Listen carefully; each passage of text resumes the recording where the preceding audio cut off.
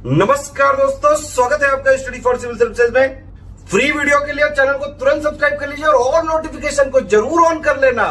हमारा फ्री वाला टेलीग्राम ये वाला ग्रुप जरूर से जरूर ज्वाइन कर लीजिएगा। नमस्कार दोस्तों, एक बार फिर से आपका बहुत बहुत स्वागत है स्टडी फॉर सिविल सर्विसेज में। और मैं एसके त्रिपाठी आज आप सभी के साथ जो हमारी daily current affairs news analysis की सीरीज है उसको यहां पर बाइलिंगुअल मैनर में कंटिन्यू करूंगा, कवर करूंगा।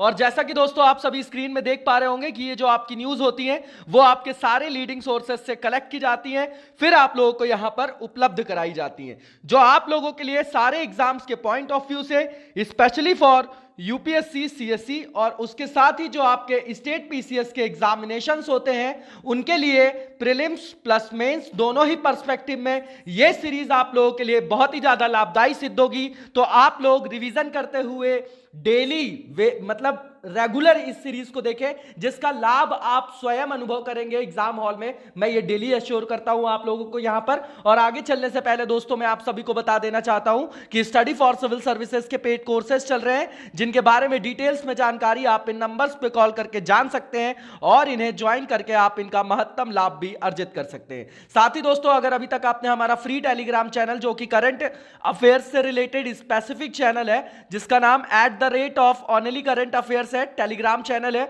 अगर उसे ज्वाइन नहीं किया आप लोगों ने तो जरूर ज्वाइन कर ले, क्योंकि जो भी इंपॉर्टेंट अपडेट्स और नोटिफिकेशंस होती हैं वो वहां पर आप लोगों को फ्री ऑफ कॉस्ट प्रोवाइड कराई जाती। तो आइए आगे की ओर चलेंगे और आज की फर्स्ट न्यूज को देखेंगे हम लोग।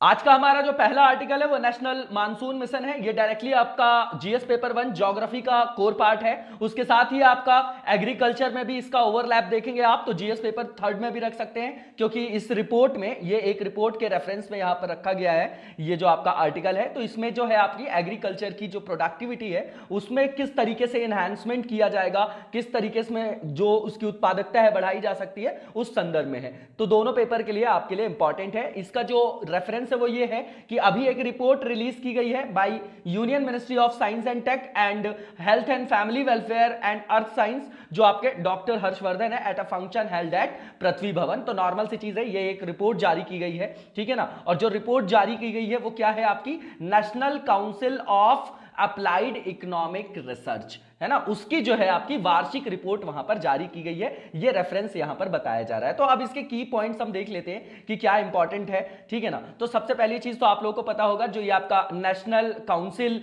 जो है आपका ऑफ अप्लाइड इकोनॉमिक रिसर्च, ये आपका क्या है, एक तरीके का ये मतलब नॉन प्रॉफिट आपका क्या है, जैसे आपके गैर लाभकारी जो आपकी संस्थाएं होती ना, वैसा ही आपका एक थिंक टैंक है ये, ठीक है। तो ये जो आपका इकोनॉमिक पॉलिसीज होती है तो उसके अंतर्गत वो वहां पर क्या रिसर्च एंड डेवलपमेंट हो रहा है, तो उस दिशा में ये आपका कार्य करता है, ठीक है ना। और ये रिपोर्ट जो है आपकी, जो पृथ्वी विज्ञान मंत्रालय है उसके द्वारा जो फंडिंग की गई है ना, जो पृथ्वी विज्ञान मंत्रालय है उसने जो फंडिंग की गई, फंडिंग जो वो करता है उसके संदर्भ में उसकी स्टडी पर बेस्ड है कि उस फंडिंग का क्या फायदा हुआ है। दूसरी चीज, ये जो आपकी रिपोर्ट है national council of applied economic research की जो एनुअल रिपोर्ट है, इसकी रिपोर्ट में जो नेशनल आपका मानसून मिशन है और जो आपका हाई परफॉर्मिंग कंप्यूटिंग है उसमें जो आपके निवेश किए गए हैं उसके आर्थिक लाभों का अनुमान लगाने पर यहां पर पूरी स्टडी आपकी बेस्ड है, कॉन्सेंट्रेटेड है, ठीक है ना। तो नॉर्मल सी चीज है, मैंने आपको यहां पर बता दिया है। अब यहां पर कुछ इंपॉर्टेंट पॉइंट्स देख लेते हैं। ये जो आपकी कंफर्म की गई है रिपोर्ट किसके द्वारा, national council of applied economic research, normal सी चीज है। इसके बाद ये जो रिपोर्ट है वो फोकस करती है estimating the economic benefit of investing in national monsoon mission, ये कीवर्ड है, एंड हाई परफॉर्मेंस जो आपकी कंप्यूटिंग है, ठीक है। तो यहां पर बताया जा रहा है कि every rupee spent by the government on the national monsoon mission and जो आपका हाई परफॉर्मेंस कंप्यूटिंग प्रोग्राम्स है, ठीक है, of the ministry of earth science, वहां बता रहे थे ना कि अर्थ साइंस जो आपकी मिनिस्ट्री है उसने जो आपका इन्वेस्टमेंट किया है उससे किस तरीके के लाभ होने की जो आपकी संभावना है, किस तरीके के लाभ हो सकते हैं, उसके बारे में ये जो है पूरी रिपोर्ट आपकी बेस्ड है। तो वहां पर बताया जा रहा है कि अगर यहां पर 1 रुपए इन्वेस्टमेंट किया जाएगा तो will give the country an economic benefit of 50 rupees. अगर 1 रुपए आप वहां पर इन्वेस्टमेंट करते हो तो आपको क्या मिलेगा, 50 टाइम्स वहां पर जो है आपकी जो पूंजी है उसमें क्या देखा जाएगा, उन्नयन देखा जाएगा, इंक्रीमेंट देखा जाएगा, ठीक है ना, which is more than 50 times return on investment for the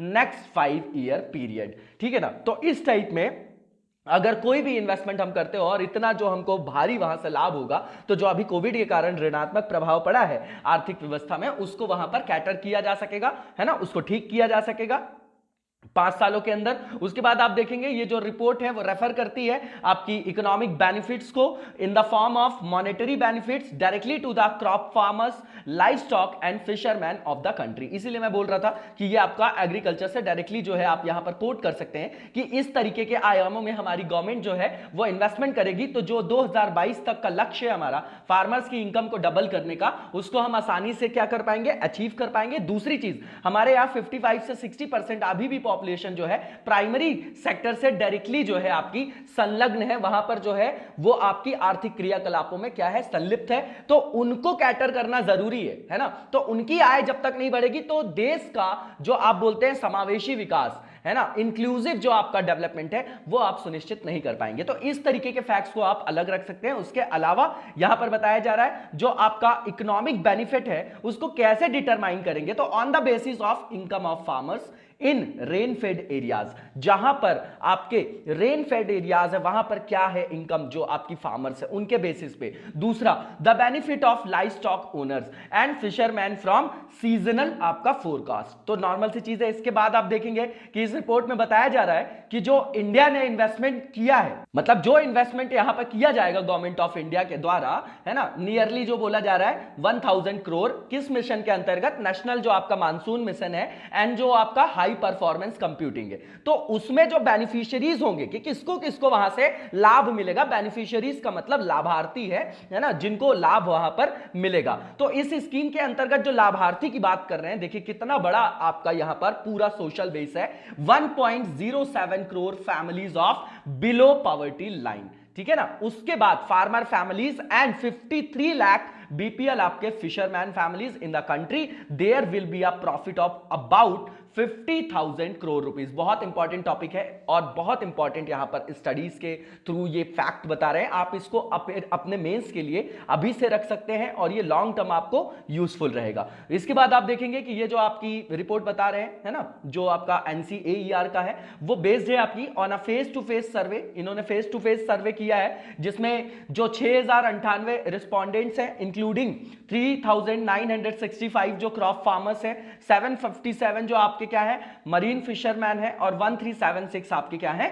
जो लाइव स्टॉक ओनर्स है। नॉर्मल सी चीज है, ये हमारे लिए इतना इंपॉर्टेंट नहीं है, बस ये देखना जरूरी होता है कि जो इनकी सैंपलिंग है, जो सर्वे के लिए इन्होंने नमूना, जिसको आप सर्वे के लिए बोलते हैं ना, सर्वेक्षण के लिए जो सैंपलिंग चाहिए होती है, वो इन्होंने जो है वो कैसा किया है, लार्ज सैंपलिंग है इनकी, ठीक है। इसके बाद आप देखेंगे along with this the responses of 2 lakh farmers have been taken through the interactive voice response system to validate the findings of the face to face सर्वे। कहने का मतलब यह है कि इसमें जो आमने सामने किए गए सर्वेक्षण है उसके निष्कर्षों की वैधता के लिए यहां पर इंटरैक्टिव वॉइस रिस्पांस सिस्टम के माध्यम से 2 लाख किसानों की जो है प्रतिक्रियाएं भी वहां से ली गई हैं। इसके अलावा यहां पर बताया जा रहा है ये national council of applied economic research है, ये न्यू दिल्ली बेस्ड है, आपका इंडिपेंडेंट है और नॉन प्रॉफिट आपकी पॉलिसी थिंक टैंक है ना, जो कि R&D वगैरह से रिलेटेड जो आपका सेगमेंट है वहां पर ये कार्य करता है ना। तो ये जो यहां पर इंपॉर्टेंट चीज बताई जा रही है, ये प्रीलिम्स के पॉइंट ऑफ व्यू से भी बहुत इंपॉर्टेंट है। नेशनल जो मानसून मिशन है ये आपका स्टार्ट किया गया था 2012 में, किसके द्वारा, मिनिस्ट्री ऑफ अर्थ साइंस के द्वारा, और इसका एम क्या है, तो एम ये है कि क्रिएट करना है एक highly modern monsoon forecasting system for short, medium and long range forecast. इसके बाद आप देखेंगे जो ग्रोथ है आपकी नेशनल मानसून मिशन की, with these high performance computing facilities helps in achieving major changes in weather, climate modelling for operational weather forecast in the country. आपको पता है कि हमारे यहाँ जो आज भी 55 से 60% जो कृषि की जाती है, जो कृषिगत क्षेत्र है, एग्रीकल्चर जो किया जाता है टोटल हमारे कंट्री में, तो उसमें 55 से जो 60% एरिया है वो किस पे डिपेंडेंट है, वहां पर एग्रीकल्चर, मानसून पे। मानसून मतलब वर्षा पे। तो जो मानसून है वो तो इरेगुलर है, कभी ज्यादा बारिश होती है, कभी कम होती है, ला लीना, एल लीना, ये सब टॉपिक्स आप अच्छे से पढ़े होंगे और इसको रिवाइज भी कर लीजिएगा अभी, है ना, बहुत इंपॉर्टेंट टॉपिक है। तो उसके कारण क्या है कि जो आपकी यहां पर आय है किसानों की वो निश्चित नहीं होती है, तो उनकी आय की निश्चितता को, है ना, वहां पर जो है सर्टेनिटी बनाए रखने के लिए, अनसर्टेनिटी ज्यादा है तो स्थिर वहां पर उनकी जो आय है उनको सुनिश्चित करने के लिए, बनाए रखने के लिए क्या आवश्यक है कि वहां पर सरकार उनको जो है इरिगेशन की फैसिलिटीज उपलब्ध कराए। और जो आप नए नए इनिशिएटिव देख रहे हैं, है ना, जैसे कि आप मान लीजिए कि जो food mega food park scheme है ना, सारी चीज आप इनपुट आउटपुट और मार्केट और मतलब जैसे बाजार से कनेक्टिविटी है फार्म की, farm to land and farm to lab, ये सारी जो आपके मिशन है ना, चाहे एग्रीकल्चर के लिए हो, लाइफ स्टॉक के लिए, उन सबका क्रक्स एक ही है कि वहां पर जो आय है किसानों की उनको बढ़ाना है, क्योंकि बहुत बड़ी मेजॉरिटी है, जब तक उनका सशक्तिकरण, उनकी आय नहीं बढ़ेगी, भारत देश का समुचित विकास नहीं होगा। क्योंकि डायरेक्टली हमने स्विच किया है प्राइमरी सेक्टर से सर्विस सेक्टर में। हमारे यहां ये जो है स्ट्रक्चरल प्रॉब्लम है इकोनॉमी में कि जो सेकेंडरी सेक्टर है हमने उसको अच्छे से विकसित नहीं किया। उसी को एड्रेस करने के लिए आज की डेट में मेक इन इंडिया, आत्मनिर्भर भारत, ये जो सब देख रहे हैं ना, उसी गैप को हम फिल कर रहे हैं, है ना। ये पूरा सिनेरियो जब से भारत आजाद हुआ है अभी तक की इकोनॉमिक्स में आप इस पॉइंट को देखेंगे तो आपको ठीक से समझ में आएगा। इंपॉर्टेंट चीज मैंने डिक्टेट कर दी है। अब हम आगे की ओर चलेंगे और नेक्स्ट आर्टिकल देखेंगे। नेक्स्ट आर्टिकल जो हमारा है ये टेली लॉ जो प्रोग्राम है उससे रिलेटेड है आपका।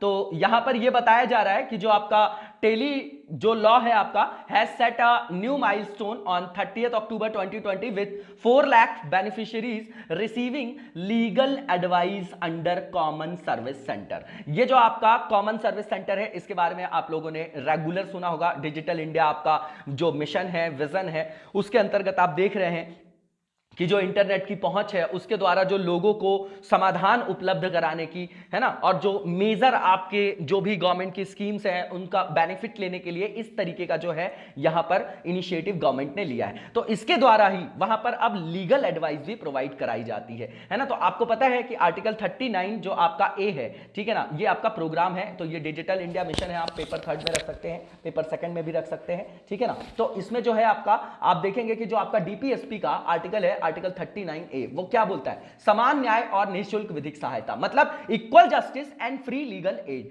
तो भैया सरकार का क्या है, एक जो है वो नैतिक दायित्व है कि वो इस तरीके के जो लाभ है वो वंचित वर्गों को उपलब्ध कराएं, ताकि न्याय की जो है सुलभता, है ना, जो न्याय की पहुंच है, एक्सेस है, वो वहां पर पहुंचाया जा सके। तो इंक्लूसिव जो है वहां पर डेवलपमेंट किया जा सके, ठीक है ना। तभी तो आपकी जो कल्याणकारी जो वेलफेयर स्टेट की अवधारणा है उसको जो है मूर्त रूप रियलिस्टिक बेसिक्स पे उसको इंप्लीमेंट किया जा सकेगा। उस संदर्भ में आप इस न्यूज को लीजिएगा। अब यहां पर बताया जा रहा है कि इन्होंने जो माइलस्टोन स्थापित किया है ये जो लीगल एडवाइस देने के लिए, है ना, कॉमन सर्विस सेंटर के थ्रू, तो इसमें 2,05,000 लोगों को इन्होंने क्या किया है वहां पर, मतलब वहां पर 2.5 लाख जो है सलाह दी गई है लास्ट 7 मंथ्स में। इस फाइनेंशियल ईयर की अगर बात करें, ठीक है ना, फर्स्ट 7 मंथ की बात कर रहे हैं इस फाइनेंशियल ईयर में, as opposed to a total of 1.95 जो आपके लैक्स एडवाइसेस थे वो given till April 2020 since the launch of the programme. तो देखिए धीरे धीरे जो है इसमें बहुत सारे लोगों को वहां पर क्या दिया जा रहा है, समाधान जो है उपलब्ध कराया जा रहा है। तो अगर न्याय और अगर किसी को विधिक सहायता इस तरीके से उपलब्ध कराई जाएगी तो न्याय की अगर जो है उपलब्धता सुनिश्चित कराएंगे तभी तो जो है हमारे यहां जो है पूरा क्रिमिनल जस्टिस सिस्टम जो है वो सुधारा जा सकेगा। क्योंकि हमारे कोर्ट्स वगैरह में भी बहुत सारी जो आपके केसेस हैं, करोड़ों में केसेस पेंडिंग है, आपको पता है, और जो न्याय में देरी होने का मतलब अन्याय ही होता है। ऐसा जो है आपके पॉलिटिकल थिंकर्स जो आपके मतलब बड़े बड़े विशेषज्ञ हैं वो ऐसा तर्क देते हैं। इसके बाद अब आगे की ओर हम देखेंगे कि ये आपका प्रोग्राम है क्या, जो आपका टेली लॉ प्रोग्राम है। तो to fulfil the objective of digital India, जो आपका मिशन है, विजन है, कुछ भी बोल लीजिए उसको, उद्देश्य जो है हमारा है डिजिटल इंडिया मिशन का, उसके अंतर्गत जो उद्देश्य है उसके लिए ये आपका टेली लॉ कार्यक्रम को जो आपका 2017 में प्री लिटिगेशन चरण में मामलों को संबोधित करने के लिए जो है आपका क्या किया गया, स्टार्ट किया गया। अब इस कार्यक्रम के तहत किया क्या जाता है, तो जो आपका पंचायत का जो आपका हायरार्की है, जो 3rd ईयर है आपका, जो 73rd अमेंडमेंट से आया है ना, आपको पता है कि 11th शेड्यूल जो है उसी के थ्रू जो है वहां पर ऐड किया गया है, जिसमें 29 सब्जेक्ट्स दिए गए हैं उनको वहां पर विधि और कानून बनाने के लिए पंचायत को, है ना, डिसेंट्रलाइजेशन है। तो भैया वहां पर पंचायत के स्तर पर क्या करना है, कॉमन सर्विस सेंटर सेंटर के आपके बड़े बड़े नेटवर्क लगाकर वहां पर वीडियो कॉन्फ्रेंसिंग के मामले मतलब माध्यम से जो आपका वीडियो कॉन्फ्रेंस होता है, ठीक है ना, उसके अलावा जो आपका टेलीफोन इंस्टेंट जो आपकी कॉलिंग फैसिलिटीज है, इस तरीके की जो आपकी स्मार्ट आपकी क्या है टेक्निक्स है, उनका उपयोग करके पैनल के वकीलों के साथ, है ना, पैनल के वकीलों के साथ कनेक्ट करना उनको, ठीक है ना। उसके अलावा जो डाउन ट्रोडन आपके वल्नरेबल लोग हैं, इररिस्पांसिबल जो ग्रुप्स हैं and communities with panel of lawyers so that they could get valuable legal advice on time. तो इस पूरे पैराग्राफ का क्रक्स क्या है कि भैया जो लोग नॉर्मल लोग हैं, जो आपके वंचित वर्ग के लोग हैं, है ना, गैर जिम्मेदार समूह, ये सब जो है मतलब लापरवाह वगैरह ऐसे शब्द हमको आंसर में नहीं यूज करना है। कुल मिला के ये कि आप सीधे लिखिए वंचित वर्ग, कमजोर वर्ग, जिनके पास जो है वो सक्षम नहीं है ना, इस तरीके की जो विधिक सहायता को प्राप्त करने के लिए इतनी अवेयरनेस नहीं है, तो उनको जो है डायरेक्टली अच्छे अच्छे वकीलों से कनेक्ट करा के और उनको विधिक समाधान उपलब्ध कराना, ठीक है ना। तो जो भी इंपॉर्टेंट आपकी एडवाइस होती है, जिसका जो कैसी एडवाइस होगी, लीगल एडवाइस, तो उसको वो वहां से अवेल कर सकते हैं, नॉर्मल सी चीज है। इसके बाद आप देखेंगे it reached out to various groups and communities through a group of frontline volunteers provided by the tele law, जो आपकी सर्विस है, नालसा की बात आ गई, ठीक है ना। ये नालसा क्या है आपका, ये वही है जो आर्टिकल 39A को जब हमारी सरकार ने इंप्लीमेंट किया तो उसके लिए ये आपका विधिक प्राधिकरण, जो राष्ट्रीय विधिक जो आपका प्राधिकरण बोला जाता है, राष्ट्रीय विधिक सेवा प्राधिकरण बोला जाता है, इसके अंतर्गत ही वंचित वर्गों को जो है निःशुल्क कानूनी जो है आपकी सहायता जो है उपलब्ध कराई जाती है, ठीक है। तो नालसा और CSC जो है आपका, उसके द्वारा गांव को प्रदान करने वाली ये आपकी अग्रिम पंक्ति के, जो भी आपकी अग्रिम पंक्ति मतलब जो आपके मान लीजिए आगे की ओर जो समाज में खड़े होते हैं, जो ज्यादा अवेयर लोग होते हैं, है ना, तो उनके साथ जो मिलकर एक समूह बनाकर विभिन्न समूहों और समुदायों तक जो है इससे अपनी पहुंच बनाई। कुल मिला के ये कि नालसा और CSC ने मिलके जो ये आपकी विधिक सेवा जो आपकी उपलब्ध कराई जाना था, उसको जो है रिमोट एरियाज तक भी इन्होंने उपलब्ध कराया है ना। तो इसमें आप देखेंगे इनके समन्वय की, इसमें कम्युनिटी पार्टिसिपेशन का भी जो है रोल आप देख सकेंगे। इसके बाद जो नेक्स्ट पॉइंट है हमारा, इसमें लिखा गया है, नालसा के बारे में बताया गया है, बहुत इंपॉर्टेंट है ये, इसको याद रखिएगा। 1987 में जो है इसका गठन किया गया था, जिसको राष्ट्रीय विधिक सेवा प्राधिकरण बोला जा रहा है, नेशनल लीगल सर्विस अथॉरिटी। और इसके बाद आप देखेंगे कि फॉर द पर्पस ऑफ, क्या पर्पस होगा, organising Lok Adalat for providing free legal services to the weaker section, ये वर्ड बिल्कुल एक्यूरेट है, weaker section of the society, and for जो आपका एमिकेबल सेटलमेंट है ऑफ डिस्प्यूट्स, ठीक है ना। तो जो भी डिस्प्यूट सेटलमेंट आपका मैकेनिज्म है उसके अंतर्गत आप इसको देख सकते हैं। और उसके बाद आप देखेंगे कि इसका जो अन्य जो आपका फंक्शन है, प्रकार्य है जिसको आप बोलते हैं, तो other functions of NALSA including जो आपका इंक्लूड प्रोवाइडिंग लीगल लिटरेसी, मतलब विधिक जो आपकी क्या है साक्षरता को भी ये प्रोवाइड कराता है, कुल मिला के अवेयरनेस के लिए भी काम करता है। उसके बाद स्प्रेडिंग अवेयरनेस, दोनों जो है आपके इंटरकनेक्टेड है वर्ड। उसके अलावा सोशल जस्टिस, क्यों, क्योंकि DPSP के अंतर्गत इसको क्या किया गया है, क्रियान्वित किया गया। तो DPSP क्या करता है, आपका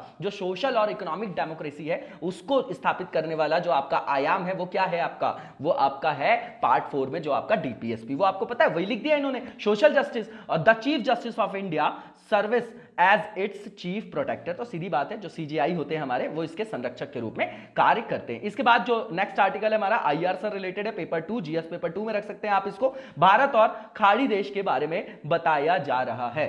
तो अब जब हम कभी भी ये टॉपिक को पढ़ते हैं तो हमको कैसे पढ़ना है, जब आप इंडिया वेस्ट एशिया पढ़ेंगे या आप खाड़ी देश पढ़ेंगे, तो यहाँ पे इंपॉर्टेंट डोमेन क्या होता है, क्योंकि हर एरिया को हमको जो है कुछ जो है आपके बाइफरकेट करके इंपॉर्टेंट पॉइंट्स जो होते हैं आपके IR में जो इंपॉर्टेंट होते हैं, व्यापारिक संबंध हो गया आपका, है ना, जैसे विदेश संबंध को हमको अगर देखना है वहां पर, तो किस हिसाब से हम देखेंगे, कैसे नोट्स को प्रिपेयर करेंगे। तो सबसे पहले हम वहां पर देखेंगे कि भारत के क्या इंटरेस्ट है, भारत का क्या हित है। तो सबसे पहले आप खाड़ी देश में देखेंगे तो डायस्पोरा, बहुत ज्यादा हमारे यहाँ जो लोग हैं, जो हमारे यहाँ के निवासी हैं, वह वहां पर कार्यरत हैं, कामगार हैं, वहां पर रहते हैं, है ना, उसका बहुत बड़ा डेटा इसी आर्टिकल में अभी हम डिस्कस करेंगे। पहली चीज डायस्पोरा देखेंगे आप। दूसरी चीज एनर्जी सिक्योरिटी, बहुत इंपॉर्टेंट है, ऊर्जा सुरक्षा के लिए। आप देखते हैं कि जो हम तेल ऑयल वगैरह का इंपोर्ट करते हैं वो बहुत सारा जो है इस क्षेत्र से करते हैं। उसके अलावा आप देखेंगे तो जो आपके स्ट्रैटेजिक जो आपके रिलेशन वो तो बहुत ही इंपॉर्टेंट है, क्योंकि आपको पता है ना, कि सारी जो आपकी मतलब आतंकवाद से संदर्भित जो समस्याएं हैं वो इस क्षेत्र से आपकी संलग्न है ना, तो उसको देखना पड़ता है। उसके अलावा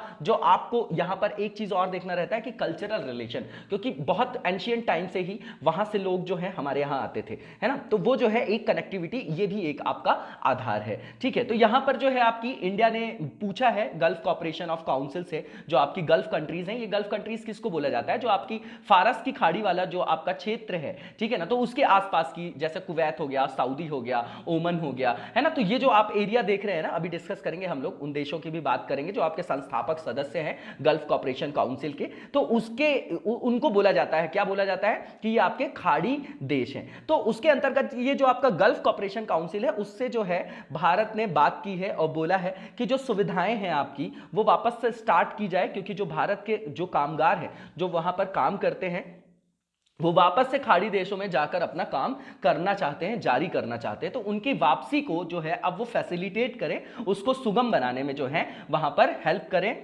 कोऑर्डिनेट करें, सहयोग करें, ऐसा बोला जा रहा है। क्योंकि जो है अब आप देख रहे हैं कि लगभग मार्च के बाद से पूरे के पूरे 6 से 7 महीने 8 महीने बीतने को आ गए, है ना, तो जिन लोगों की नौकरियां चली गई हैं तो उनको जो है बहुत समस्या हो रही है, तो वापस से जो है अब संसार रुक तो सकता नहीं है, आगे की ओर बढ़ना है, क्योंकि जब तक वैक्सीन नहीं आएगी तो इसका जो समाधान एक ही है कि वैयक्तिक स्तर पे, इंडिविजुअल लेवल पे हर किसी की जिम्मेदारी है। कोरोना के खिलाफ ये जो आपका वॉर है वैश्विक स्तर पर है, तो हर व्यक्ति को अपनी व्यक्तिगत अगर जिम्मेदारी निभाने के लिए बोला गया है, और हर व्यक्ति अगर अपनी व्यक्तिगत जिम्मेदारी का निर्वहन करेगा तो हम आराम से इस वॉर में क्या होंगे, कोरोना को हरा देंगे। ठीक है ना, जैसा कि आप देख भी रहे हैं। इसके बाद आप देखेंगे जो इसके की फैक्ट्स हैं वो बताए जा रहे हैं, तो यहां पर ये बोला जा रहा है कि एड्रेसिंग अ स्ट्रैटेजिक डायलॉग, ये वर्ड जो है आपका कीवर्ड है। स्ट्रैटेजिक डायलॉग का मतलब क्या होता है, रणनीतिक वार्ता, है ना, held with member countries of gulf corporation council. अब आप बोलते हैं नोट्स कैसे बनाना, अरे गल्फ का जो आपका कॉर्पोरेशन काउंसिल सुना हमने,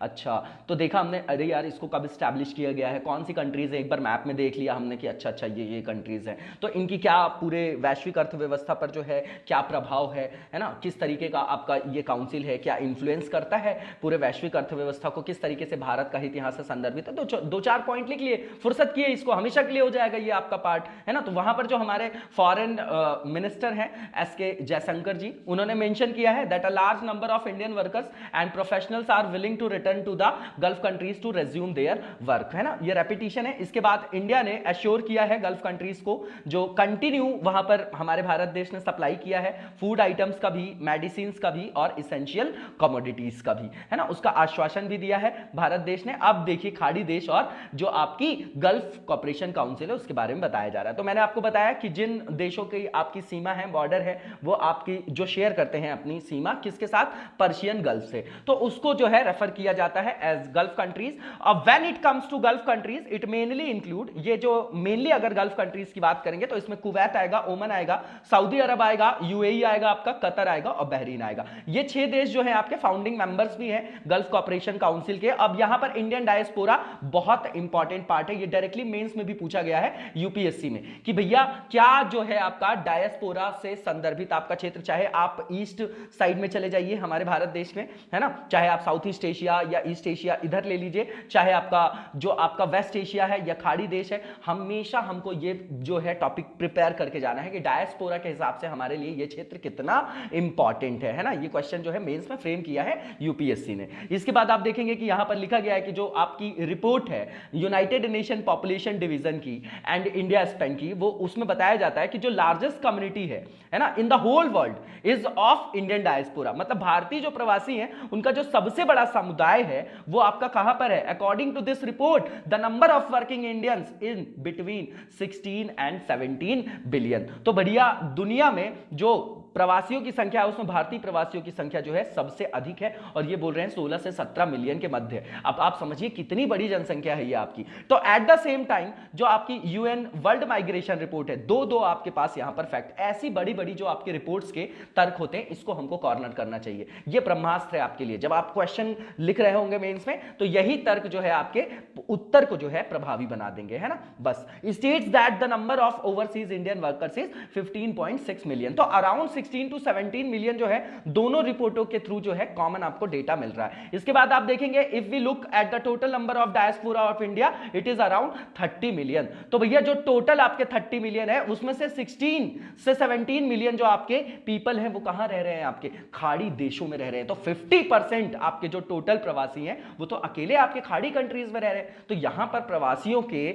जो आपके हित हैं उनको कौन सुरक्षित करेगा, उसको कौन संरक्षण देगा, तो गवर्नमेंट ऑफ इंडिया ही देगी। तो इसलिए ये सब इनिशिएटिव लिए जाते हैं। तो अकॉर्डिंग टू द लेटेस्ट जो आपकी वर्ल्ड बैंक रिपोर्ट है ऑन एनआरआईज, तो रेमिटेंसेस के बारे में है। अब देखिए इकोनॉमी में जब आप देखेंगे कि रेमिटेंसेस की बात अगर की जाती है तो ये आपका थर्ड पेपर में डायरेक्टली आपका मतलब इंप्लाइड पार्ट भी हो जाएगा, है ना। ये जो आपका फैक्ट है कि देखिए जब भी कहीं बाहर से हमारे यहां रेमिटेंसेस आता है तो उससे वो पैसा किस में आता है, हमारा डॉलर में आता है ना। तो आप समझ रहे हैं कि बाहर से बहुत बड़ा पार्ट जो है हमारी इकोनॉमी को जो है वो हेल्प करने के उद्देश्य से, आयाम से आप रेमिटेंसेस को रख सकते हैं, जो हमारे पूरे के पूरे बैलेंस ऑफ पेमेंट को क्या करता है, जो क्या करता है उसको बराबर करता है, उसको जो है संतुलित करता है। उसका एक बहुत बड़ा आयाम जो इकोनॉमिक्स में आप पढ़ते हैं रेमिटेंसेस है ना। तो यहां पर बता रहे हैं कि जो रेमिटेंसेस है आपका वो 80 बिलियन डॉलर है जो 2018 में भारत ने प्राप्त किया था। ये वर्ल्ड बैंक की आपकी न्यूएस्ट रिपोर्ट में से एक फाइंडिंग है।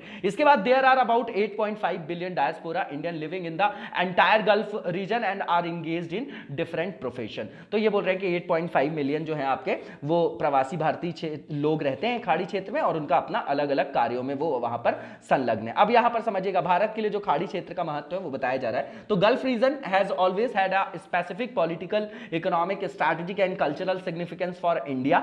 बिल्कुल ठीक बात है, ये सारी बातें रख दिया इन्होंने जो मैंने आपको शुरू में बताया। राजनीतिक, आर्थिक, सामरिक और सांस्कृतिक महत्व इसका रहा है। देखिए अगर मैं आपको डेटा बताऊं जो हम हमेशा यूज कर सकते हैं, अगर वेस्ट एशिया के हम बात करते हैं तो वहां पर जो अगर जनसंख्या है तो वहां पर जो भारत के कितने लोग जो है वहां पर रहते हैं, इस हिसाब में अगर हम देखें तो देखिए अगर आप ओमन की, कुवैत की, कतर की अगर टोटल आप वहां पर पॉपुलेशन देखेंगे तो जब आप वहां पर डेटा देखेंगे ना, जैसे यूएई की बात करेंगे तो लगभग जो है 25 लाख भारतीय मूल के व्यक्ति वहां पर रहते हैं। जो टोटल आप अगर यूएई की आप वहां पर पॉपुलेशन देखेंगे तो उसका 1/3 पार्ट हमारे डायस्पोरा का है। तो इस तरीके से वहां पर बहुत सारे हमारे यहां के जो लोग हैं भारतीय हैं वो वहां पर रहते हैं। इसलिए वहां के डायस्पोरा को जो है उनके लाभ को जो है संरक्षित करने के लिए, है ना, वहां पर हमारी जो सरकार है वो लगातार इनिशिएटिव लेती रहती है। इस तरीके से आप इसको याद रखिएगा। एग्जैक्ट हमको पॉपुलेशन याद करने की जरूरत नहीं होती। कुछ फैक्ट्स जैसे मान लीजिए यूएई की बात की है तो बोले कि टोटल जनसंख्या का 1/3 जो है हिस्सा वहां पर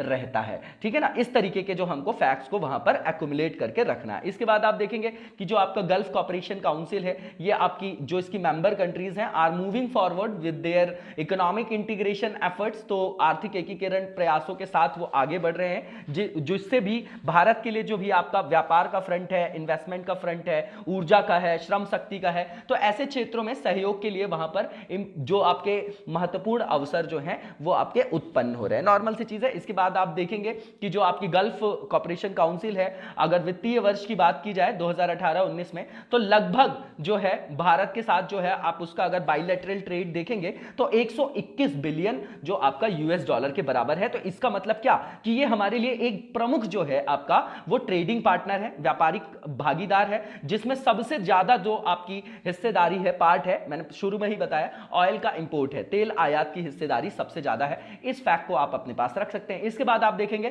कि इसके अलावा अपार्ट फ्रॉम दिस ये जो आपका गल्फ रीजन है वो प्रोवाइड करता है इंपॉर्टेंट जो आपके डेवलपमेंट सपोर्ट है to India such as energy resources, investment opportunities for the corporate sector and employment opportunities to millions of peoples. तो सब रेपिटेशन है, लिखने का तरीका है, सारे फैक्ट्स जो हैं कुल मिला के उतने ही हैं जो हमने डिस्कस कर लिया यहां पर। इसके बाद हम आगे की ओर चलेंगे और यहां पर देखिए बहुत अच्छा डायग्रामेटिक जो है रिप्रेजेंटेशन, हमेशा मैप को देखना, ये एरिया हमारे लिए हमेशा इंपॉर्टेंट है। आप देखेंगे ओमन है, यूएई है, कतर है, बहरीन है आपका, है ना, कुवैत है आपका। तो यहां पर बताया जा रहा है कि जो आपके home away from home where Indians go, तो बता रहे हैं यूएई का बता रहे हैं तो 3.5 मिलियंस बता रहे हैं। टोटल जो आपका इंडियन डायस्पोरा है उसका 22.4% जो है अकेला यूएई में है, बहुत बड़ा पार्ट। इसके बाद आप देखेंगे कि जो आपका यूएस में केवल जो 12.8% है। उसके बाद सऊदी में देखेंगे तो 12.1%, कुवैत में 6.4 और 4.5 आपका यूके, ये तो देखिए ओमन में और कतर में देखिए 3.8।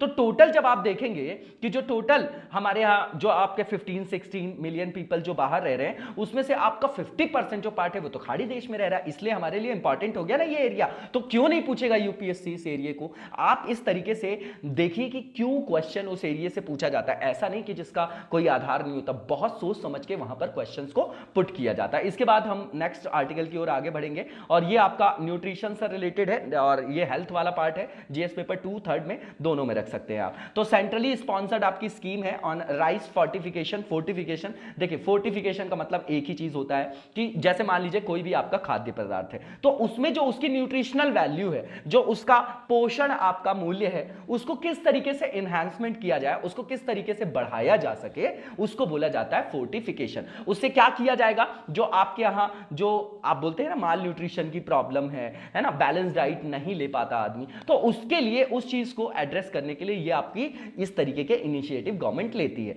ठीक है, तो जो आपका department of food and public distribution है, उसने प्लान किया है the distribution of nutritious rice, वही बात आ गई, through rice fortification and public system in 112 specially identified जो आपकी एस्पायरिंग जो आपके डिस्ट्रिक्ट है, आकांक्षी जिला बोलते हैं। जैसे पहले आपके जो आपके बोलते थे ना कि रोगी जो आपके क्या है प्रदेश है, तो उनको आकांक्षी नाम दे दिए, नाम बदल दिए, थोड़ा फीलिंग अच्छी आती है। तो कुल मिला के ये कि जो आपके ऐसे क्षेत्र हैं जो थोड़ा सा पिछड़े हुए हैं, जो आपके विकास की मुख्य धारा से अभी अलग है ना, तो उनको जो है वैसे जगह को इसमें सम्मिलित किया गया। अब यहां पर देखेंगे फोर्टिफाइड जो आपका राइस है, तो in the fortification of rice the powder is वो जो पाउडर बनाया जाएगा वो कैसे बनाया जाएगा? तो ग्राइंड किया जाएगा राइस को, उसके बाद उसमें जो न्यूट्रिएंट्स हैं वो ऐड किए जाएंगे। और ये जब फोर्टिफिकेशन किया जाएगा, जब ये पाउडर आपका राइस मिक्सचर किया जाएगा, राइस के साथ उस पाउडर का मिक्सचर किया जाएगा, तो अगेन रिसाइज किया जाएगा to the shape of rice which is called,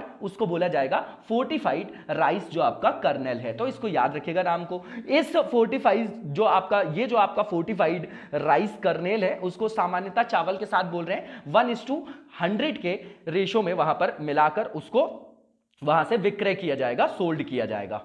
अब हमारे लिए ये इंपॉर्टेंट है कि हम जाने इसमें कि किस तरीके की न्यूट्रिशनल जो आपकी वैल्यूज हैं वो आदमी को मिलेगी, इसको खाने से क्या मिलाया जा रहा है। तो भैया विटामिन ए, ठीक है ना, बहुत इंपॉर्टेंट है ना, जो आप बीटा कैरोटीन गाजर वगैरह भी देखते हैं। उसके बाद विटामिन B1, उसके बाद जो आपका विटामिन B12 है ना, प्रोनाउंसिएशन पे मत जाइएगा प्लीज विटामिन और विटामिन में, ठीक है ना, वो अपना अपना प्रोनाउंसिएशन होता है, अगर कुछ मुझसे गलती हो तो क्षमा करिएगा उसके लिए। फॉलिक एसिड है आपका, आयरन है और जिंक आदि को मिलाया जाता है उसमें, ठीक है ना। तो ये आपके इंपॉर्टेंट क्या हो गया, न्यूट्रिशंस हो गए, जो ह्यूमन बॉडी को मतलब जरूरत होते हैं, जो उसकी आवश्यकता होती है, तो उसको वो फुलफिल करेगा। इसके बाद आप देखेंगे फोर्टिफिकेशन एंड डिस्ट्रीब्यूशन जो आपकी स्कीम है, ये राइस की, उसके बारे में बताया जा रहा है। तो ये अभी जो है पायलट बेसिस पे लॉन्च किया जा रहा है और इसको स्टार्ट किया गया है आपका टोटल ऑफ 3 इयर्स के लिए जो है इसको यहां पर लॉन्च किया जा रहा है। और कब से? 2019-20 से, है ना। तो अगले जो है कुल 3 वर्षों के लिए इसको मंजूरी दी गई है। तो ये जो आपकी योजना है ये आपकी इंप्लीमेंट कौन करेगा? तो इसमें जो आपका पार्टिसिपेशन है food and public distribution department का है, ठीक है ना। उसके बाद जो आपका food safety and standard authority of India है, 2006 के एक्ट से आया था, ये आपको पता होगा, मैगी के कारण बहुत ज्यादा न्यूज में था, इंपॉर्टेंट इंस्टीट्यूट है आपका। उसके बाद मतलब इंपॉर्टेंट आपकी बॉडी है एंड अदर पार्टनर्स लाइक जो आपके टाटा ट्रस्ट है, वर्ल्ड फूड प्रोग्राम है, पाथ है, न्यूट्रिशन जो आपका इंटरनेशनल है। तो बहुत सारे आपके सिविल सोसाइटी में से जो आपके एनजीओज वगैरह होते हैं उनकी भी भागीदारी होती है ना, इस तरीके के जो आपके इनिशिएटिव्स होते हैं, तो इनका नाम आप याद रखिएगा। इसके बाद जो है इस स्कीम के अंतर्गत जो आपके स्मॉल जो आपके न्यूट्रिएंट रिच राइस पार्टिकल्स हैं will be added to the rice. These micro element include iron, folic acid and vitamin जो आपका B12 है and will be added in the ratio of 100:1 या 1:100, जो 100:1 लिखा है वो वही चीज है, रेपिटेशन है, ये अनुपात वगैरह हमको याद नहीं करना है, कभी नहीं पूछा जाएगा किस अनुपात में मिलाया जाएगा। आप एज अ एडमिनिस्ट्रेटर देखिए, प्रशासक के दृष्टिकोण से देखिए कि भैया इस तरीके के इनिशिएटिव से क्या होगा, तो देश की हेल्थ को जो है ठीक करने की बात। एक होता है कि डाइट को ले लेना, है ना, कि दाल चावल रोटी सब्जी खा लिया क्योंकि पेट भरना है। दूसरी चीज है जो हम बात करते हैं संतुलित आहार की, बैलेंस डाइट की। अगर बैलेंस डाइट जो है हमारे यहाँ जो फूड हैबिट है अभी भी वही है कि हम लोग जो है ये ध्यान नहीं देते कि हमको कितनी प्रोटीन की जरूरत है, कितनी कार्ब्स की है। हालांकि अब एटीट्यूड चेंज हो रहा है, लेकिन जो अभी भी जो हमारे यहाँ रवैया है वो वही है ना, हेल्थ को लेके जो है बहुत ज़्यादा जो है आप केयरलेस एटीट्यूड हमारा है, इसमें मैं खुद भी सम्मिलित हूँ, मैं किसी को क्रिटिसाइज नहीं कर रहा हूँ। कहने का मतलब जब तक हम लोग बीमार नहीं होते तब तक हॉस्पिटल नहीं जाते। रेगुलर रूटीन चेकअप कौन कराता है? आप खुद सोच के देखिएगा क्या कारण है हमारे यहाँ की बहुत सारा पैसा जो है वो हेल्थ सेक्टर में जो है लोगों का वेस्ट हो जाता है। एक आदमी जो कमा के बैठता है एक बार हॉस्पिटल में एडमिट हो जाता है तो जो लोअर मिडिल क्लास फैमिली का आदमी है वो बीपीएल के नीचे चला जाता है। ये सब आप लोगों को पता होगा, इसीलिए बीमा का भी एटीट्यूड नहीं है हमारे यहाँ। क्यों कराएं भैया बीमा? हाँ, नहीं कराएंगे, है ना, नॉर्मल सी चीजें हैं। इन सब चीजों को आप सोचिएगा, ये इंपॉर्टेंट मुद्दा है आपका, ठीक है ना, मेंस के लिए। इसके बाद जो है यहां पर जो नेक्स्ट पॉइंट दिया गया है कि इसमें किस तरीके से जो राज्यों के लिए जो वहां पर फंडिंग वगैरह करेगी जो हमारी गवर्नमेंट ऑफ इंडिया है। तो ये जो आपका पायलट प्रोजेक्ट है इसमें आप देखिए ईस्टर्न जो आपका नॉर्थ ईस्ट वाला पार्ट है, जो आपका हिली एरियाज वाले जो आपके स्टेट्स हैं और जो आपके आइलैंड जो आपके स्टेट्स हैं, वहां पर जो सेंट्रल गवर्नमेंट जो वहां पर फंडिंग करेगी, जो एक्सपेंडिचर करेगी, उसमें 90:10 का रेशियो रहेगा। बाकी शेष राज्यों के लिए 75:25 रहेगा, है ना। तो मेजर जो आपका स्टेक है वो गवर्नमेंट ऑफ इंडिया करेगी, सेंट्रल सेक्टर है, आपको समझ में आ रहा होगा। इसके बाद आप देखेंगे कि इस योजना को जो है आइडेंटिफाई किया गया है अभी, क्योंकि पायलट बेसिस पे इसको लॉन्च किया जा रहा है, मतलब प्रैक्टिकली जो है उसको इंप्लीमेंट किया जा रहा है, लेकिन अभी पायलट बेसिस पे। पायलट का मतलब ये होता है कि टेस्टिंग फेज में जब ये आपका इंश्योर हो जाएंगे तो बाकी पूरे भारत में भी जिन क्षेत्रों में जरूरत होगी वहां पर इसकी सप्लाई वगैरह वहां पर सुनिश्चित की जाएगी, है ना। तो ये जो योजना है स्टार्टिंग में 15 स्टेट्स में जो है वहां पर लागू करने के लिए उनको आइडेंटिफाई किया गया है, जिसमें आंध्र प्रदेश है, गुजरात है, आपका महाराष्ट्र है, तमिलनाडु है, छत्तीसगढ़ है। और ये जो आपके राज्य हैं इनमें से, मतलब जो 15 स्टेट्स हैं इनमें से ये जो राज्य हैं इन्होंने अपने यहां जो है डिस्ट्रीब्यूशन स्टार्ट भी कर दिया है। इस योजना में प्रत्येक राज्य से जो है आपके एक जो डिस्ट्रिक्ट को आइडेंटिफाई किया जाएगा और वहां पर 45 जो आपके राइस है उनका डिस्ट्रीब्यूशन किया जाएगा। अब इसका लाभ क्या होगा? तो भैया लाभ ये है कि ये जो आपकी पहली चीज तो ये बता रहे हैं कि फूड फोर्टिफिकेशन प्रोसेस क्या होता है। तो इसमें न्यूट्रिएंट्स को ऐड कर दिया जाता है to the staple foods like flour, rice, milk, salt etcetera. और उसके अलावा supply of these food items can lead to the availability of nutritional food for a large population. क्या नया है इसमें बताइए? इसके बाद जो है इनमें मिलाए गए जो आपके न्यूट्रिशनल एलिमेंट्स हैं, तत्व है, उनकी मात्रा जो है निश्चित मानकों के अनुसार ही होती है। अतः ये लोगों के पोषण स्तर में सुधार लाने को सुरक्षित और आपका जोखिम रहित तरीका है। बिल्कुल ठीक बात है, नॉर्मल सी चीज़ें, कुछ भी नया नहीं है इसमें, लिखने का सिर्फ स्टाइल है। मैं बोलता हूं डेली आप लोग आंसर राइटिंग करें, कोई मतलब एक भी वहां पर जो है रिप्लाई नहीं आता, बिल्कुल अच्छा नहीं लगता। लिटरली मैं अंदर से बोल रहा हूं, यहां पर कोई प्रोफेशनल हम लोगों की कनेक्टिविटी नहीं है। जरूर ये बात सच है कि हम लोग सामने से एक दूसरे को देख नहीं पाते हैं, लेकिन टेक्नोलॉजी के माध्यम से जो सुविधा आप लोग को मिल रही है ना, इसका तार्किक यूज करना, आप लोग यही पढ़ते हैं इकोनॉमिक्स में कि जो आपके पास संसाधन है उसका किस तरीके से जो है तार्किक रूप से उसका क्या किया जा सके, मोबिलाइजेशन। तो अगर आप इसका यूज ढंग से नहीं करेंगे तो उसका आपको रिजल्ट अच्छे से नहीं मिलेगा। तो मेरा ये आप लोगों से रिक्वेस्ट है कि आंसर राइटिंग तो करिए। आप लोग जो टॉपिक बोलते हैं एक आंसर पूरे दिन में, ऐसा क्या करते हैं आप लोगों को इतना टाइम नहीं मिलता कि आप लोग आंसर लिख सके? अरे लिखिए तो सही, उसका फायदा बहुत होगा आप लोगों को, ठीक है ना। तो इसके बाद यहां पर देखेंगे कि ये जो आपकी चीज यहां पर बताई जा रही है कि जो फूड जो आपकी फोर्टिफिकेशन है उसके माध्यम से जो लोगों की फूड हैबिट्स है उसमें भी कोई बदलाव करने की आवश्यकता नहीं होगी, है ना, क्योंकि वहां पर भी जो है एक रेजिस्टेंस देखा जाता है कि भैया हम ये खाते थे, ये क्यों खाए, हमको टेस्ट अच्छा नहीं लगता। तो उनके फूड हैबिट्स में बहुत ज्यादा बदलाव की आवश्यकता नहीं होगी और उन तक जो है आसानी से जो है न्यूट्रिशंस को पहुंचाया जा सकेगा, है ना, पोषण को जो है सुनिश्चित किया जा सकेगा, उनको उपलब्ध कराया जा सकेगा। इसके बाद हम नेक्स्ट आर्टिकल की ओर आगे बढ़ेंगे और ये जो है आपकी रिपोर्ट है, जीएस पेपर 3 में रख सकते हैं। ये आपका जो है सीधा जो है आपका वाटर रिस्क फिल्टर रिपोर्ट है, तो है ना। तो उसके बारे में बताया जा रहा है कि हमारे यहाँ कौन कौन से ऐसे क्षेत्र हैं, देश के अंतर्गत ऐसे कौन से क्षेत्र है जहां पर जो आने वाले टाइम पे बहुत ज्यादा जल संकट की समस्या देखी जा सकती है, ठीक है ना। आप देख रहे हैं कि हमारे यहाँ रेगुलर जो है अब एटीट्यूड चेंज हो गया ना, पानी खरीदे बिना नहीं पीते। बचपन वाला टाइम याद करिए, सप्लाई आती थी, पानी पी लेते थे। अब कोई पी के दिखाए, भैया हालत खराब हो जाएगी। दिल्ली में आप सुबह उठे तो पता चला आपने बिना देखे नल चालू किया, खुला कर लिया, तो पता नहीं कि वो जो है सीवेज की जो लाइन है वो तो कनेक्ट नहीं हो गई। ये सब समस्या बनी हुई है, कैपिटल रीजन है हमारा। यहां पर जो सिस्टमैटिक आपका क्या नहीं हुआ है, वहां पर अर्बनाइजेशन नहीं हुआ, प्लान्ड आपका अर्बनाइजेशन नहीं हुआ। शहरीकरण के जो आपके व्यवस्थित तरीके से अगर शहरीकरण नहीं किया जाता तो उसके इस तरीके के डिजास्टर्स रिजल्ट देखने को मिलते हैं जो देखने को भारत में मिल रहे हैं, ठीक है ना। पॉपुलेशन का प्रेशर है वहां पर, ऊपर से जो इंफ्रास्ट्रक्चर है वो सिस्टमैटिक नहीं है, तो ड्रेनेज सिस्टम में तो बड़ी प्रॉब्लम है। अगर एक घंटे 2 घंटे लगातार बारिश हो जाए तो आप देखिए कि जो है ऐसा लगता है कि रोड में आप डूब जाओगे, तैर के जाना पड़ेगा। कहने का मतलब ये कि गाड़ियां वगैरह खड़ी हो तो डूब जाती हैं, इतना गंदा जो है वहां पर ड्रेनेज का सिस्टम है। बिल्कुल सत्य बात है, है ना, मैंने अपनी आंखों से देखा। तो यहां पर आप देखेंगे कि जो आपका WWF वाटर रिस्क फिल्टर है, इसमें बताया जा रहा है कि 2050 तक भारत में लगभग 30 शहरों में जो वाटर रिस्क है वो बहुत ज्यादा बढ़ जाएगा और वहां पर जो है पानी का जो जोखिम है उसका सामना करना पड़ेगा, है ना। तो जो है यहां पर देखेंगे कि जो की पॉइंट्स बताए जा रहे हैं कि 2050 तक अराउंड जो 100 सिटीज हैं, है ना, पूरे वर्ल्ड में may be at high water risk, this में negatively affect at least 350 million people living in these cities. अब उन 30 शहरों में बताइए कितने ज्यादा शहर जो हैं आपके भारत देश के हैं। तो many important economies are also included in the said 100 cities around the world. These 100 cities included most cities of China, सबसे ज्यादा चाइना की हैं और इंडिया की हैं, है ना। तो हम दोनों देशों ने वहां पर टॉप किया है। तो in this global list of 100 water city जो आपकी सिटीज हैं, there are 50 cities in China and 30 such cities in India. तो भैया 80 जो सिटीज हैं वो भारत चाइना ने मिलकर वहां पर झंडा गाड़ दिया, बचे 20 में पूरा विश्व है। अब आप अंदाजा लगाइए इसी से। तो ऐसी जो सिटीज हैं जो भारत के अंतर्गत बात की जा रही है, तो सबसे ज्यादा जो इसमें जोखिम वाला जो क्षेत्र है, जो जल संकट का सामना कर सकता है, वो आपका जयपुर है। उसके अलावा हमारा NCR रीजन तो है ही है, दिल्ली। उसके बाद इंदौर का भी नाम है आपका। उसके बाद अमृतसर, पुणे, श्रीनगर, कोलकाता, बैंगलोर, मुंबई, कोझिकोड और विशाखापट्टनम। मेनली आप यहां पर देखिए जैसे बेंगलुरु है आपका, है ना। अब देखिए यहां पर जो है मुंबई का भी नाम है ना, पुणे का भी नाम है। तो कहने का मतलब मेट्रो सिटीज तो है ही है। क्यों है? क्योंकि जनसंख्या का दबाव है। अब सिस्टमेटिक वहां पर अगर अर्बनाइजेशन नहीं किया गया, अभी भी एड्रेस नहीं किया जा रहा, मतलब ही नहीं है ना। हमारे यहां तो वोट दंगा, इससे फुर्सत मिले तो हम इन सब चीजों को देखें, है ना। जनता, अभी US में चुनाव हुआ तो आप वहां पर सूक्ष्म वहां पर क्या करिए, माइक्रो एनालिसिस करिए। आप वहां पर सूक्ष्म दृष्टि से देखिए, वहां पर जो चुनाव लड़े जाते हैं, मुद्दे होते हैं देश के विकास के लिए, वहां पर जाति और धर्म के हिसाब से नहीं लड़ाया गया भाई। उसके लिए नहीं लड़ रहे हैं चुनाव, देश का विकास करना है। चाइना को देखिए 1978 से एक ही लाइन पे चल रहा है, जब से माओ से डेंगे ओपन डोर पॉलिसी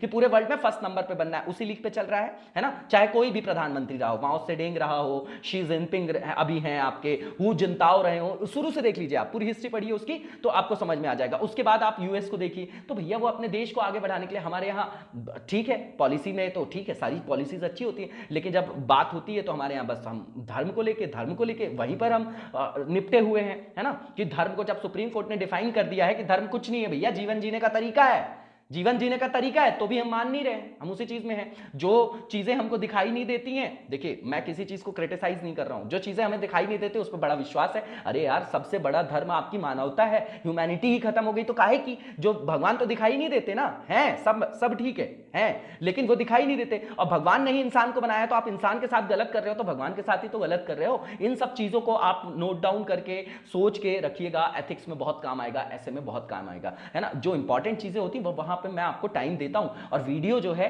अगर थोड़ा लंबा भी हो जाए ना, तो आप लोगों को सिर्फ आधे एक घंटे देने में कोई प्रॉब्लम नहीं होनी चाहिए, मेरा मानना है। एज अ एस्पिरेंट, है ना, आप लोगों का ये धर्म बनता है कि इतना टाइम आप करंट अफेयर्स को दीजिए, क्योंकि ये जो है आपकी बहुत सारी जो आपकी कैपेसिटी बिल्डिंग करने में सहायता कराएगा। इसके बाद आप देखेंगे कि भारतीय शहरों की सूची में जयपुर जो है सबसे ऊंचे स्थान पे है, उसके बाद सेकंड रैंक पे इंदौर है, देन ठाणे का स्थान आता है। इसके बाद वैश्विक स्तर पर उच्च जल जोखिम क्षेत्र की बात करें तो इसकी जो आबादी है वो 2020 में 17% है। तो बोल रहे हैं कि भैया 2050 तक, 2050 तक इसके अंतर्गत जो आपकी पॉपुलेशन है जो प्रभावित होने वाली है, जो ये उच्च जल जोखिम वाले क्षेत्र में रहती है, तो भैया 51% तिगुना, 17% से 51% हो गया, देख रहे हैं आप। उसके बाद ये जो पानी के जोखिम को क्या बोला जाता है कि सूखे से जूझने से लेकर बाढ़ तक के नुकसान के रूप में इसको परिभाषित किया गया है। मतलब फ्लड को भी उसमें, और उसके अलावा जो आपका ड्रॉट है, तो इससे ड्रॉट से लेके फ्लड तक की सारी जो आपकी लॉसेस होती हैं वो इसके अंतर्गत जो है कवर किया जाता है, उसी पे बेस्ड ये आपका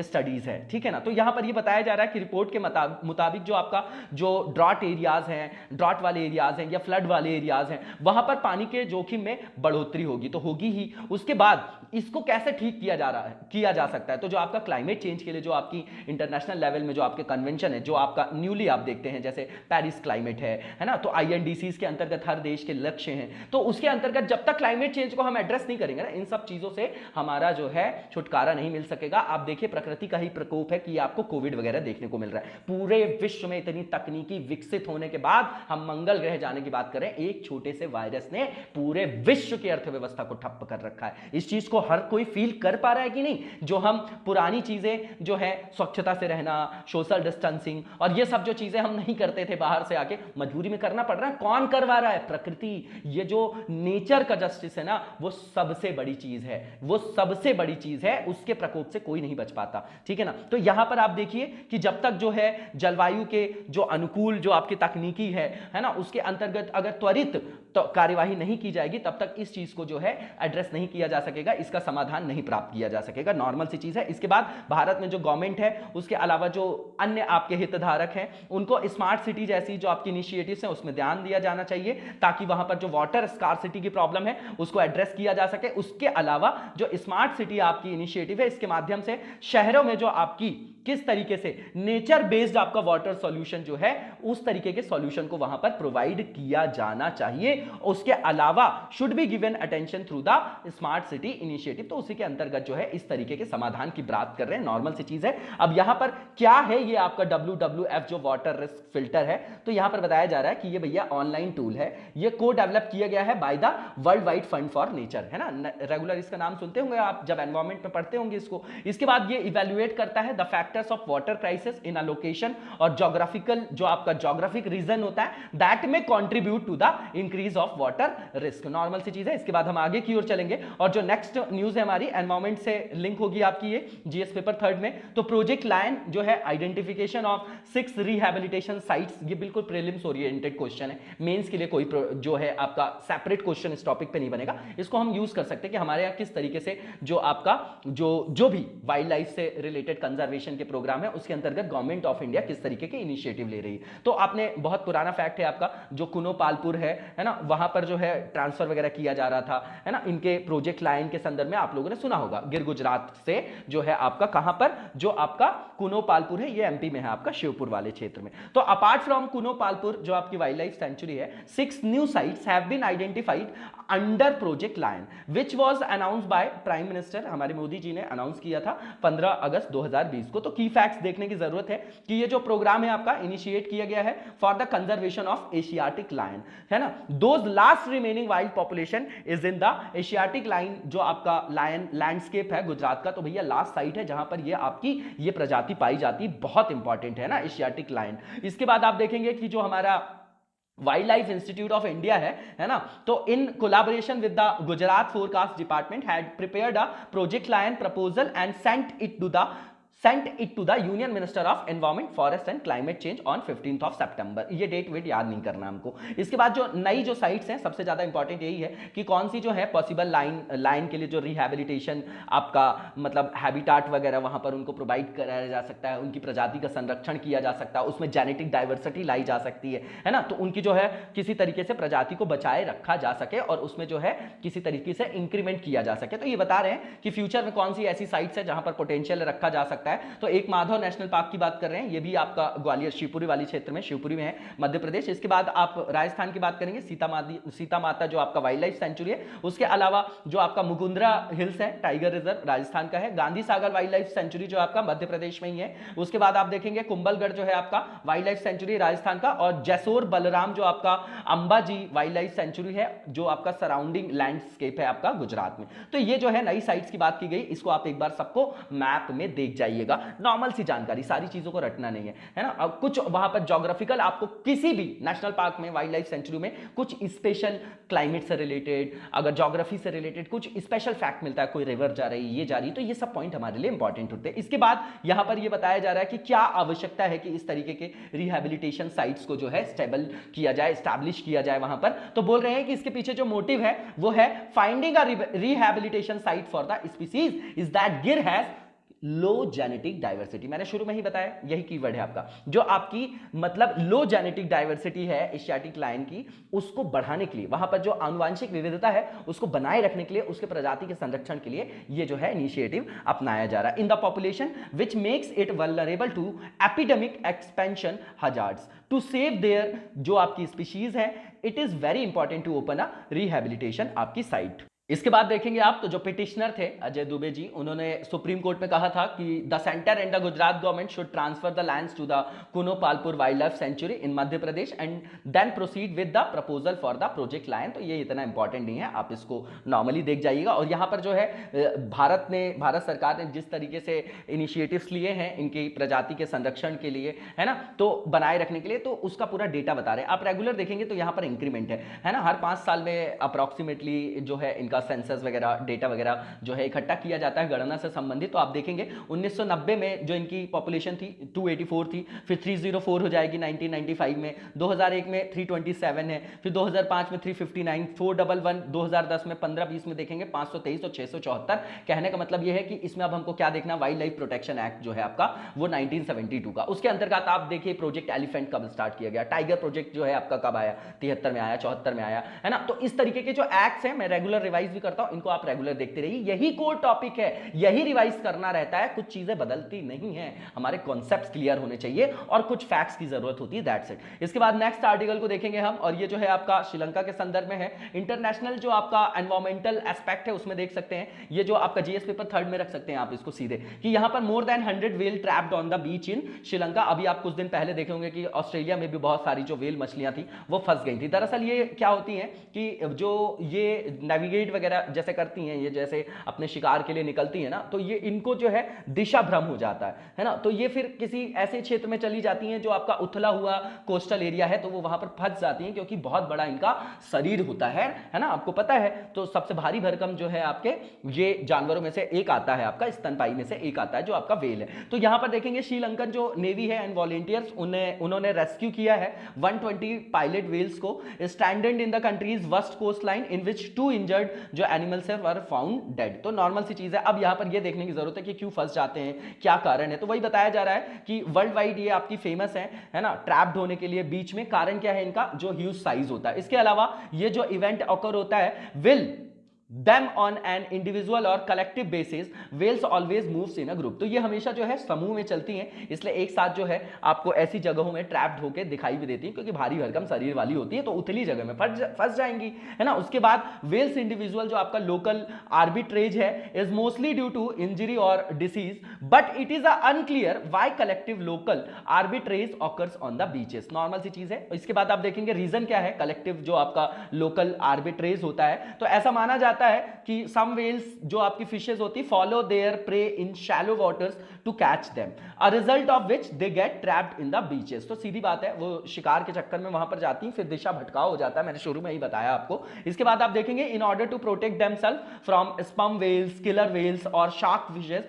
दे get trapped in the beaches, है ना। तो उनसे जो है आपके बचने के संदर्भ में भी उनका दिशा भ्रम हो जाता है, तो वहां पर फंस जाती है। उसके बाद आप देखेंगे in addition to the above reasons beach and coast line shape. देखिए ये तो सबसे बड़ा फैक्टर हो गया। अगर बीच और कोस्ट लाइन का जो आपका शेप ऐसा है कि वहां पर जो है आपकी पानी की गहराई कम है या उथला क्षेत्र है, तो वो भी फंस जाएंगे। क्रक्स वही है कि उथला हुआ जो आपका क्षेत्र होगा जहां पर कम आपका पानी वगैरह होगा, है ना, रिलेटिव में बात कर रहा हूं, है ना। ये सारे कंसेप्ट जो है आपके सापेक्षिक होते हैं। कम का मतलब ये नहीं कि बहुत कम पानी होता है, तो कहने का मतलब उनके शरीर के हिसाब से, तो वो वहां पर फंस जाती हैं, स्ट्रक हो जाती हैं। उसके बाद आप देखेंगे कि in addition to the above reasons beach and coast line shape जो है उसके बारे में बता रहे हैं, may also play a role in the collective local intersection of whales. For example if the beach has a sloping slope, जो अगर उसका स्लोप वाला एरिया है, तो whales that rely on echo location for navigation में deviate from their path. इसके बाद जो मेन रीजंस है ये आप बिल्कुल नोट डाउन करके रख सकते हैं, प्रीलिम्स में डायरेक्टली ऐसे ही फ्रेम किया जा सकता है। Change in water temperature, normal सी चीजें हैं, सेंस ऑफ ह्यूमर रटना नहीं है। उसके बाद नेविगेशन एरर, उसके बाद extreme weather, presence of food near the beach, sonar जो आपका डेविएशन होता है, जो आपका सोनार आप देखते हैं ना प्रणाली जैसे आप देखते हैं, उसी के अंतर्गत इसको देखा जा रहा है, ठीक है ना। तो उसके बाद जो है चेंज इन वाटर टेंपरेचर के बारे में बता रहे हैं, ये जो है आपका यहां पर एग्जांपल्स बता रहे हैं, उसके अंतर्गत बता रहे हैं कि जो लार्जेस्ट मास आपका आर्बिट्रेज देखा गया था पूरे इतिहास के संदर्भ में वैश्विक स्तर पे, तो बोल रहे हैं 1918 में जब आपका फर्स्ट वर्ल्ड वॉर खत्म होता है 1914 से 18 तक है। तो 18 में जो आपका टाइम चल रहा है, तो उस समय जो आपका कीथम आइलैंड है न्यूजीलैंड का, वहां पर पैसिफिक ओशियन वाला क्षेत्र है, तो वहां पे लगभग 1000 जो वेल फिशेस थी वो ट्रैप्ड हो गई थी अशोर रीजन में। इसके बाद जो सितंबर में अगर इसी ईयर की बात करेंगे आप अपन, तो 360 वेल्स जो है आपकी वो डाई हो गई हैं तस्मानिया कोस्ट में, जो आपको ऑस्ट्रेलिया के संदर्भ में है। ये आपका लार्जेस्ट मास आर्बिट्रेज है, इवेंट है टिल डेट इन ऑस्ट्रेलिया। तो ऑस्ट्रेलिया के संदर्भ में जो है सबसे बड़ा ये आपका संख्या है, जहां पर 360 वेलों की मौत जो है इसी वर्ष सितंबर में देखी गई है ना। तो यहां पर जो है नॉर्मल सी चीजें, इनके बारे में कुछ फैक्चुअल जानकारी है, आप इसको देख जाइएगा। इसके बाद जो नेक्स्ट हमारा आर्टिकल है, जो नेक्स्ट फेज है हमारा, वो आपका एमसीक्यू से रिलेटेड है। तो यहां पर जो पहला एमसीक्यू फ्रेम किया गया है, virtual global investor round table है। आपको पता है कि इसको अभी जो एड्रेस कर रहे थे हमारे प्रधानमंत्री जी, तो आपने सुना होगा कि उन्होंने वहां पर चेयर किया है वहां पर, ठीक है ना। तो ये जो है आपका, ये जो सारे आयाम अपनाए जा रहे हैं ना, वो हमारे जो देश की अर्थव्यवस्था है उसको सुधारने के लिए, आप उस संदर्भ में समझ के चलिएगा इसको। तो यहां पर ये जो पहला स्टेटमेंट है, बताना है कि कौन सा स्टेटमेंट ट्रू है। तो पहला ये कि निर्मला सीतारमण जी जो है will preside over the virtual global investor round table, जो आपकी समिट चल रही है ऑन November 5 of 2020। तो गलत है भैया, मोदी जी ने किया, ये आपका गलत है। उसकी अध्यक्षता मोदी जी कर रहे हैं, उसको चेयर मोदी जी कर रहे हैं। तो पहला स्टेटमेंट आपका गलत है। दूसरा ये कि जो आपका ये VGIR है is being organised by ministry of finance, उसके अलावा गवर्नमेंट ऑफ इंडिया। और इसके बाद जो मेन आपकी यहां पर चीज, इसके बारे में कुछ जानकारी आप एकत्रित कर लीजिएगा, national investment and infrastructure fund. उसके बाद दूसरा स्टेटमेंट जो है बिल्कुल ठीक है, पहला वाला गलत है। तीसरा जो स्टेटमेंट है ये आपका स्पेशल डायलॉग है बिटवीन लीडिंग आपके ग्लोबल इंस्टीट्यूशंस, जो आपके इंस्टीट्यूशनल इन्वेस्टर्स हैं। अब आप देखिए, संस्थागत जो आपके वैश्विक सबसे बड़े जो आपके इन्वेस्टर्स हैं उनको वहां पर बुलाया गया। क्यों बुलाया गया होगा भैया? फंडिंग वगैरह के लिए। हमारे यहाँ बहुत सारे ऐसे प्रोजेक्ट्स लगाए जा रहे हैं, make in India, made in India, आत्मनिर्भर भारत, तो आर्टिफिशियल इंटेलिजेंस, तो टेक्नोलॉजी है ना, तो हैकाथन, तो बहुत सारी स्टार्टअप्स, तो इन सबको फंडिंग की जरूरत है हमारे यहाँ। तो इंफ्रास्ट्रक्चर प्रोजेक्ट के लिए भी हमारे यहाँ बहुत ज्यादा फंडिंग की आवश्यकता है। तो इन्वेस्टर्स को हम हमारे यहाँ अट्रैक्ट करने के लिए इस तरीके के जो है डायलॉग्स करते हैं। इसके बाद आप देखेंगे heads of Indian business and top policy makers of the government of India and financial market regulators. तो बिल्कुल ठीक बात है, दूसरा और तीसरा स्टेटमेंट ठीक है, पहला गलत है। इसका आंसर आपका ओनली 2 और 3 बी हो जाएगा। इसके बाद नेक्स्ट क्वेश्चन देखेंगे हम, जो नेक्स्ट क्वेश्चन है हमारा हरिकेन एटा से संदर्भित है, उसके बारे में स्टेटमेंट दिए गए हैं, बताना है कि कौन सा स्टेटमेंट आपका यहां पर ट्रू है। तो पहला जो स्टेटमेंट है कि ऑन 1 November 2020 हरिकेन एटा जो है which falls under hurricane category 2 is hit. कहां पर हिट किया इसने? हरिकेन नाम से ही समझ में आ जाएगा आपको, तो central America with heavy rain, है ना। तो कल हम लोगों ने बहुत अच्छे से कवर भी किया था साइक्लोन वाले पार्ट को, आप लोगों ने आंसर लिख के बिल्कुल भी नहीं दिखाया वहां पर भी, तो उससे मैं थोड़ा सा डिसअपॉइंट जरूर होता हूं, है ना। मुझे बुरा लगता है कि आप लोग लिखते नहीं है, मैं रोज आपको फोर्स कर रहा हूं। एक बात याद रखिए, अगर आप एक एक क्वेश्चन आज से लिखते रह गए ना, तो लास्ट में भटकने की जरूरत नहीं होगी, क्योंकि शुरू में जो है हम प्रीलिम्स ओरिएंटेड रहते हैं। जब प्रीलिम्स निकल जाता है ना, तो वो सबसे ज्यादा डिजास्टर्स फेज होता है, क्योंकि मेंस की तैयारी नहीं होती। तो आप मान लीजिए कि समाज में दिखाने के लिए तो बहुत बढ़िया कि भैया हमारा प्रीलिम्स लिखला है, लेकिन प्रीलिम्स जो है आपका एक इनविटेशन, आपका लेटर है ओनली, फाइनल सिलेक्शन आपका मेंस कराएगा और वही आपको रैंक दिलाएगा, ठीक है ना। तो इस चीज को आप दिमाग में बिठा लीजिए। पहला स्टेटमेंट बिल्कुल ठीक है, फैक्चुअल है। दूसरा ये कि अटलांटिक जो है आपका हरिकेन जो है आपका मौसम में आने वाले तूफानों में हरिकेन जो है आपका 28वां है। ऐसा बताया जा रहा है कि हरिकेन एटा जो है आपका is the 28th of the storm in Atlantic hurricane season. तो ये फैक्चुअल जानकारी है और बहुत इंपॉर्टेंट भी नहीं है, ये रटना नहीं हमको कि कौन सा नंबर का है कौन सा नहीं, नाम पूछता है और किस क्षेत्र में आता है ना। एवरेज जो वहां पर आप देखेंगे ना, तो रेगुलर जो है वहां पर बहुत सारे जो हरिकेन्स वगैरह हैं वो फॉर्म होते हैं इस एरिया में। उसके बाद आप देखेंगे it was centred about 245 miles east of the Nicaragua Honduras जो आपका बॉर्डर है। तो ये एरिया याद रखना है। और आपका यूएस वाले एरिया में आया है, कहां पर? जो आपका सेंट्रल अमेरिका है वहां पर टकराया है, इसका नाम बस इतना ही इंपॉर्टेंट है हमारे लिए। तो ऑल ऑफ द अबव, इसका आंसर आपका डी हो जाएगा। इसके बाद जो नेक्स्ट क्वेश्चन है हमारा, उसमें जो है आपका पूछा जा रहा है कोविड-19 का जो शक्ति चैलेंज है उसके बारे में स्टेटमेंट्स फ्रेम किए गए हैं, बताना है कौन सा ट्रू है, ठीक है। तो यहां पर आप देखेंगे कि पहला जो स्टेटमेंट है, तो माई जीओवी जो है आपका, उन्होंने यूएन वीमेन के साथ माई गवर्नमेंट जो आपका है, आपका पोर्टल है, उसके बारे में आपको पता होगा। तो माई गवर्नमेंट द कोविड-19 जो आपका श्री शक्ति चैलेंज है was launched in April 2020 in association, जो आपका एसोसिएशन है विद वुमेन, है ना। तो जो है आपका यूएन वीमेन के साथ मिलकर जो है आपका कोविड-19 श्री शक्ति चैलेंज चैलेंज को जो है आपका